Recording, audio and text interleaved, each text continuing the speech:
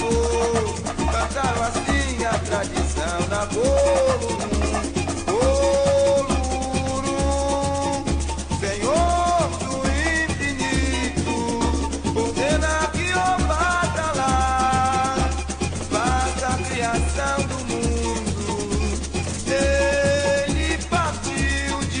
No Bará, e no caminho adormecendo se perdeu.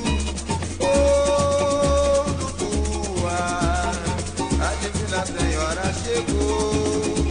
E ornada de grande oferência ela transfigurou. 5 galinhas agora fez a terra, como os campos criou o ar.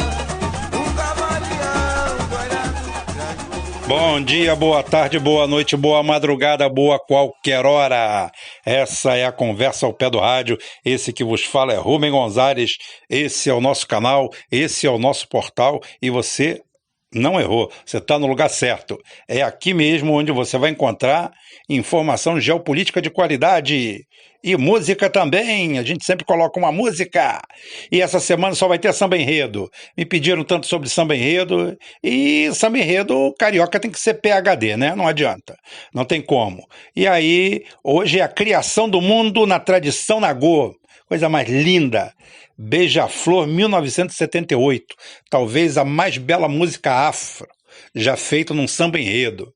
É a criação do mundo na tradição nagô. Escutem a letra, a pé da letra mesmo, vejam, maravilha. Isso é cultura africana de primeira qualidade. É isso aí.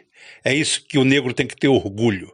É isso aí, das suas raízes, da sua origem, de onde ele veio e o espaço que ele conquistou. E não a gente vir aqui criar guerra e briga entre raças. Não. A gente tem que construir e o que falta. Não destruir o que existe. É isso aí, gente. O recado tá dado. Vamos embora para frente aí, que atrás sempre vem gente. Nem sempre é gente, né? Mas vem. Bem, minha quero pedir desculpas por ontem não ter colocado o vídeo no ar. Houve um problema de ordem técnica aqui, da minha parte, né?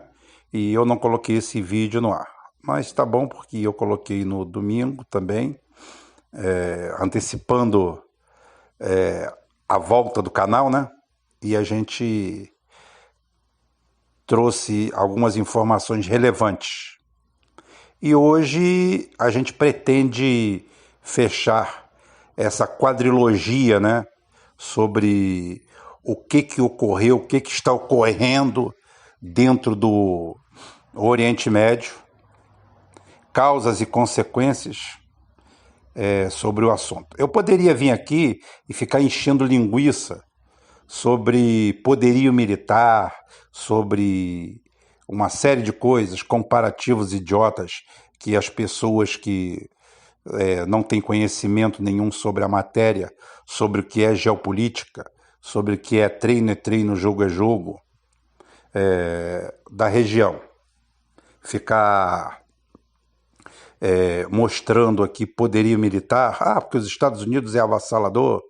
Bem, vocês têm que saber de qualquer forma, só dando uma espanada sobre esse assunto, que qualquer guerra ali no momento tem que ser convencional, tá?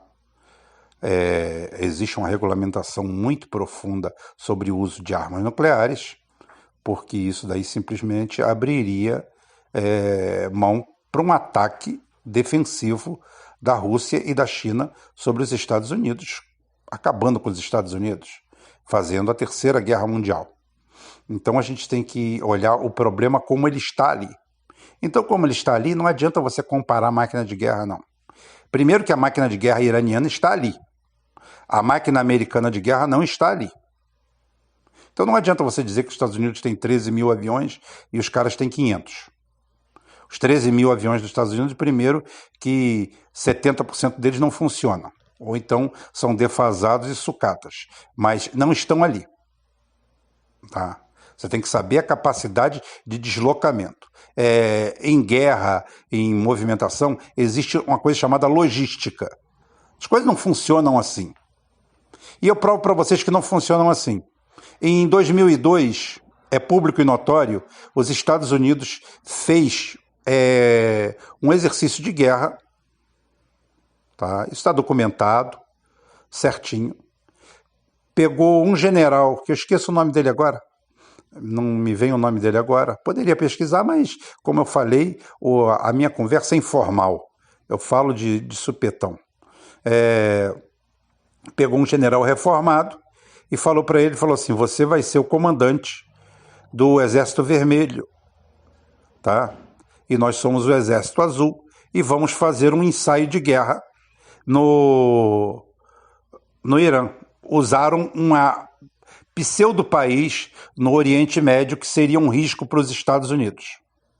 E deram o comando da força para esse general. Ó, isso é oficial, tá? E esse general tinha o poder que aquelas forças tinham, que eles suplantaram, mandaram para lá. Ótimo. O exercício de guerra é um negócio muito sério, não é brincadeira como as pessoas pensam, não. Tá? É uma estratégia muito séria. E os Estados Unidos partiu para o ataque. Partiu para o ataque contra as forças vermelhas ou forças iraquianas. E ocorre que esse general atuou com maestria, atuou como um general detentor de forças menores contra forças maiores e atuou da forma que deveria atuar. Qual a forma que você deve atuar contra forças regulares muito maiores que a sua? Forma não convencional. Pois bem, em 5 horas da primeira batalha, o cara tinha afundado 15 navios americanos, inclusive um porta-aviões. Ah, você vai falar que... Não, isso é sério. Isso foi treinamento. O cara usou todos os recursos que esse pseudo-país tinha. Isso foi em 2002. E os Estados Unidos foi derrotado. O que aconteceu? Ele, inclusive, na época reclamou. Os caras no treinamento zeraram o processo, mudaram o sistema, tolhiram os movimentos dele para ganhar. Foi uma vergonha. Foi a maior vergonha da história, tá? Dos combates, dos treinamentos de guerra americano. Foi esse de 2002. Só para vocês sentirem a verdade. Isso é verdade. Por isso que eu falo. Eu não boto link aqui, eu mando vocês procurarem. Eu esqueço o nome desse general, vou ver se eu coloco o nome dele aqui amanhã. E ele ficou puto, reclamou, acho que saiu, entregou o comando, porque ele simplesmente derrotou o exército americano, com forças não convencionais. Então é o seguinte, o que ocorre? Você fazer esse comparativo de um enfrentamento bélico, tá? Primeiro que os Estados Unidos hoje não têm aonde, ou vocês estão confundindo com a tempestade no deserto, que foi uma coalizão de 15 países, e até o bandido do Yeltsin, Gorbachev, Yeltsin, que foi no primeiro, foi a passagem de poder ali, apoiaram, e não só apoiaram, como entregaram os codecs de todo o armamento russo, com exceção das Forças Armadas Russas, da Força Aérea Russa, que não entregou os codecs dos aviões. Tudo. Foi um assassinato em massa. Então isso daí é para explicar para vocês que treino é treino, jogo é jogo, e o poderio contado aí como alguns idiotas, alguns imbecis, alguns analistas que tem aí de sofá. Eu até vi um comentário de um idiota aí reclamando, porque eles são os especializados. Especializados em quê, rapaz? Isso aqui não é ciência exata, não. Isso aqui não é engenharia, onde você assina um cálculo estrutural, não. Isso aqui não é medicina, que exige treinamento específico, não. Analisar geopolítica depende de leitura e conhecimento, discernimento e honestidade para analisar a coisa. Qualquer um pode ser analista político. Qualquer um. não existe essa história de cientista político, tá? Isso é conversa fiada, tá? O cara pode ser um cientista político com 10 pós-graduações, 20 doutorados e ser um bosta. E o cara, vocês duvidam que o Felipe Quintas precisava desses títulos para ele ser bom? Para ele fazer aquilo da forma que ele faz? Claro que não. Aquilo ali só corrobora o que ele é. Agora teve uns aí reclamando, não, porque nós somos os especializados em lamber o saco dos Estados Unidos. Mais nada. Tá? Dito isto, é o que eu falei, eu não vou partir para essa comparação militar, para esse jogo militar, para nada disso. Até porque nada vai acontecer assim. Porque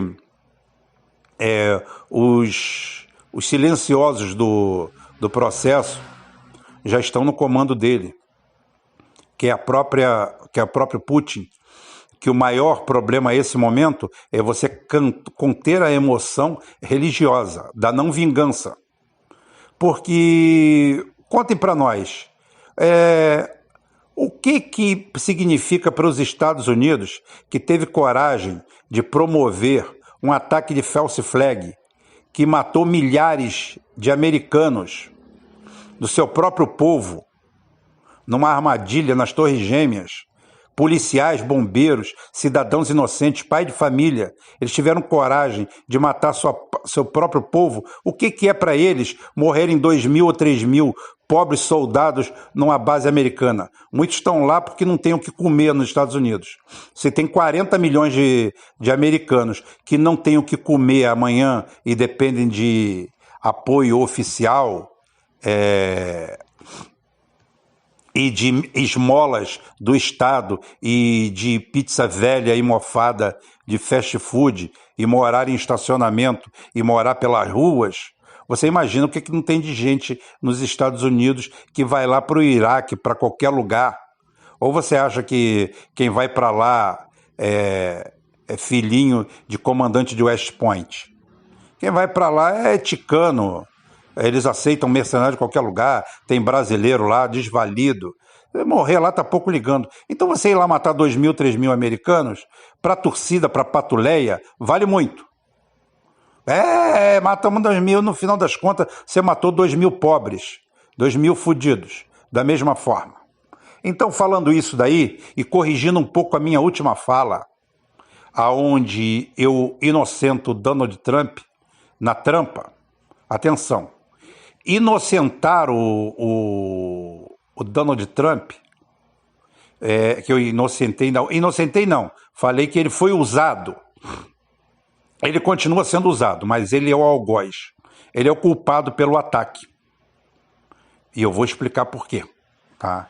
Ele é o culpado pelo ataque. Agora, ele ainda pode ser o que vai ser ajudado pelos iranianos e pelos russos nessa história toda. Pô, mas como você está dizendo isso? Que é o Estado americano. Isso é geopolítica. A geopolítica me lembra uma piada, já que vocês gostam de piada, eu lembro de uma piada que o cara disse que o cara entrou dentro de um táxi, né, no centro da cidade, e falou assim: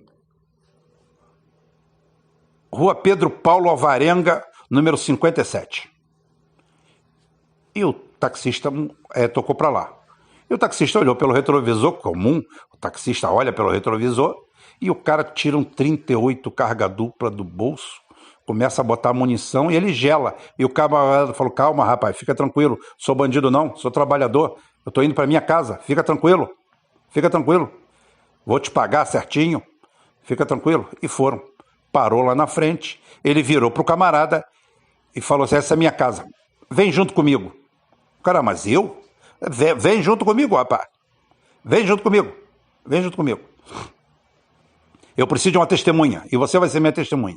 O cara tinha um 38 na mão, carregado, não tinha melhor argumento para chamar o cara, né? E chamou. Falou assim: essa é minha casa. Abriu a porta, sobe devagar. Subiu as escadas, chegou no segundo andar. Ele tinha inventado uma viagem. Chegou no segundo andar, abriu a porta do quarto e tá a mulher deitada com o cara pelado do lado dela. E ele falou assim: eu sabia desde sempre, tá vendo? Por isso que eu te trouxe de testemunha. esse cara aqui tá pegando a minha mulher, tá? E agora ele vai morrer. Ele vai morrer para prender, não mexer. E o cara estava dormindo a sono solto, né? Deve ter bebido todas, estava tranquilão. E a mulher dele começa a chorar e a soluçar. E fala para ele, mas meu bem, pelo amor de Deus, para e pensa. Por que nossos filhos estudam num colégio tão bom? Tá? Você acha que da onde vem esse dinheiro? E ele está olhando, o taxista olhando. E ela continua. Aquele carro novo que eu tenho, você acha que eu ganhei aquilo numa rifa da igreja? Coisa nenhuma, foi ele que deu. Ele que cria nossos filhos. Você vê a geladeira cheia, você não pergunta de onde vem. Você não pergunta nada. A gente troca as coisas dentro de casa, tem sempre dinheiro e você não pergunta de onde vem. E o cara olha para a mulher, olha para o cara pelado, olha para o taxista e falou assim, nego velho, o que é que eu faço agora? O taxista vira para ele e falou assim, tapa esse cara, rapaz. Tapa ele, vai que ele pega um resfriado e morra aí. Vambora, finge que nem nós estivemos aqui. Tá? Então é isso aí. Tapa o cara para o cara não tomar um resfriado. Geopolítica é assim. Geopolítica, nem sempre a grande atitude é lavar a honra com sangue. Geopolítica é isso. Então vou explicar para vocês o que aconteceu aqui na realidade. Na realidade, o que acontece? Israel, os sionistas que mandam em Israel e mandam nos Estados Unidos, hoje o povo americano é escravo de não dos judeus. Tem muito judeu lá que não está nem aí para nada, ligado às artes, são médicos, são cientistas, não está nem aí. Mas os sionistas, o grupo que manda em Israel e manda nos Estados Unidos, tá? Eles veem na figura do general Soleimani o mal, o pavor, a raiva que eles têm do Qasem Soleimani é tão grande, que o sonho deles era matar o Soleimani. Só que se eles matarem o Soleimani, eles estão ferrados. Deixa eu colocar para vocês aonde nasce isso. Em 2006, dois jipes em patrulha no norte de Israel foram atacados. Foram atacados pelo Hezbollah. Tá? Hezbollah, tá? É o exército de Deus. São as forças armadas libanesas que estão sediadas no Líbano, tá? E que simplesmente eles atacam esse jipe, matam 3 soldados israelenses e sequestram 2. Bem, Israel, aí vem a história que eu contei ainda agora do poder militar. Israel desloca 30 mil soldados para lá, força aérea, forças navais, e simplesmente ataca tudo que se move no Líbano. Ataca tudo que se move no Líbano. Mata milhares de civis, tudo com a anuência dos Estados Unidos. Provoca um genocídio, destrói o Líbano, o sul do Líbano inteiro, faz um ataque e toma um pau federal.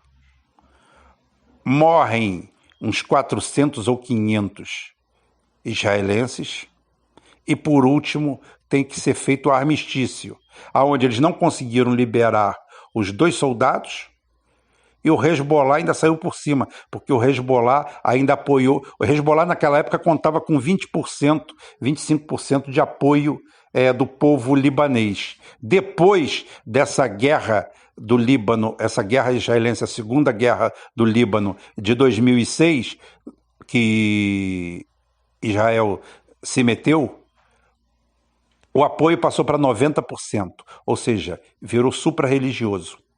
Não importa se o cara era cristão, todo mundo apoiava o Hezbollah, e apoia. Tá? O Hezbollah é uma criação de Qasem Soleimani. Tá? O Hezbollah é uma criação do Qasem Soleimani. Então, Israel desejava a cabeça dele a todo insanamente, de forma insana, forma que simplesmente contraria até a lógica geopolítica. Tudo. Porque Israel não atua geopoliticamente. Só que Israel não poderia atacar o Soleimani. Se Israel ataca o Soleimani, primeiro que ele tinha que expor o Soleimani, porque o Soleimani é o comandante das sombras. Ninguém sabia onde ele estava, onde ele aparecia. E Soleimani vai para essa missão provavelmente sabendo que poderia ser atacado, que poderia morrer. Só que a lógica de um soldado de verdade, ainda mais islâmico, é essa daí. Ele está cumprindo a missão dele. Ele está fazendo a parte dele. Se ele morrer, para ele não faz a mínima diferença. Eles enxergam a morte de forma diferente da gente. Tá? Então, isso aí, o que acontece? Foi criada uma missão de paz. Agora, vamos embora. Como eles conseguiram isso? Rubem, explica como eles conseguiram isso. Bem, os sionistas que mandam no Congresso americano criaram o impeachment. Ou seja, jogaram a flecha e depois foram pintar o alvo. Criaram a figura do impeachment. Aprovaram o pedido de impeachment. Aí todo mundo fala assim, o impeachment não passa. Calma. Nós estamos falando de quem manda nos Estados Unidos. Os Estados Unidos é o burro, é o jumento. Quem está em cima no arreio, puxando os freios, tá? São os sionistas. Eles que mandam verdadeiramente nos Estados Unidos. Senão os Estados Unidos não faria esse papel ridículo de ser o menino, o grandão retardado que vai defender Israel em tudo quanto é lugar. Tá? Primeiro eles colocam isso aí. Depois eles chegam para o Trump e falam assim, Trump, é o seguinte, nós precisamos de você. Tá? Nós temos que nos livrar dessa figura aqui. É uma questão para a gente de honra. Nós temos que acabar com o Qasem Soleimani. Porque esse cara simplesmente unificou o Oriente Médio. Esse cara foi antes o Assad só não caiu na Síria antes da Rússia chegar graças a ele. Graças às suas forças e graças à sua organização. Tá? Graças a todo esse trabalho dele, um homem de voz calma, pacata, baixo, falava baixo, tranquilão, tá? Mas um estrategista nato. Ele faz tudo isso aí. E inimigo fidagal de Israel. Não adianta. Tá? Tanto é que ele preparou o Hezbollah e hoje só o Hezbollah sozinho tem condições de arrasar Israel. Por quê? Por saturação. Porque é uma força não convencional. Porque você não sabe onde está. É diferente. Pela mesma coisa que 30 mil soldados israelenses foram combater 1.500 militantes do Hezbollah e tomaram um pau. Só para vocês verem. E mataram milhares de civis libaneses. Num genocídio, crime de guerra acobertado pelos Estados Unidos. Mas voltando à vaca fria, ele chega, comanda a situação e chegam para ele e falam assim, a gente vai te salvar do impeachment, mas você tem que fazer esse ataque. E o ataque foi feito numa missão oficial. Ele não ia em missões oficiais. Isso complica mais a situação a nível internacional. Coloca as outras nações na parede, porque ele estava numa missão oficial. E ele foi sabendo que poderia ser ataque alvo daquilo ali. Ele estava totalmente descoberto. Porque a principal arma dos líderes é simplesmente a imprevisibilidade. Porque a partir do momento que você tem a previsibilidade, só se ele for... Essa imprevisibilidade é que mantém, é o maior elo de segurança de um comandante perseguido daquele jeito. E Israel não poderia atacá-lo porque a retaliação seria imediata. Colocaram o Trump na parede e ainda falaram para ele, fica tranquilo que o Bush se reelegeu com isso. E atraíram ele para uma missão oficial. Ele foi na missão oficial e foi atacado. Eu cheguei aqui a ver as loas do ataque, do drone. Gente, dava para atacar ele com um avião de controle remoto de $50 do eBay, site desse de venda, tá? Do Mercado Livre, tá? Pelo amor de Deus, tá? Não tem nada a ver, ali não tem nada de militar, ali tem de estratégico. Então o que acontece? Ele foi atraído para uma armadilha e o Trump mordeu a isca. Mordeu a isca e agora vai pagar os juros e as consequências, porque os caras querem se livrar do Trump junto. Aí é que eu falo, será que isso é o interessante para a geopolítica? É isso que o Putin deseja? É isso que Jinping desejam? Ou eles vão convencer o Irã de falar assim, segura a onda que no final nós vamos vencer. E o general cumpriu a sua missão. É por isso que não vai ter guerra, é por isso que não vai ter nada. Todo movimento que você vai ver de agora em diante vai ser no tabuleiro de xadrez da geopolítica. E a gente espera ter encerrado por hoje, por agora, por esse momento, o que aconteceu lá efetivamente. Foi uma cama de gato, usaram o Trump, porque a vingança religiosa fala mais alto dos israelenses, dos sionistas de Israel, e essa coisa se concretiza com os Estados Unidos, pois seria impossível, porque eles seriam atacados pelo Hezbollah. Eles fazem um ataque direto, inventam uma história. O Bolsonaro emite uma nota oficial lacônica. O Irã já chamou o Brasil na chincha. O agronegócio está correndo o risco de perder bilhões de dólares por ano. E o Brasil, mais uma vez, continua perdido em sua política internacional, em sua política nacional, em tudo. Existe uma coisa chamada stall de máquina, tá? Ou seja, o Brasil é um avião que entrou em stall. Queremos saber se o piloto vai ter habilidade para tirar ela desse stall ou esborrachar ela no chão. Não sei. A gente vai vendo aí. Tá bom? Amanhã a gente volta, se Deus quiser. Ele vai querer. Um abraço a todos. E desculpem por ontem não ter havido programa. Mas esse vai ir agora à tarde e vai preencher essa lacuna. Espero que de forma exemplar. Qualquer coisa a gente volta numa edição extraordinária.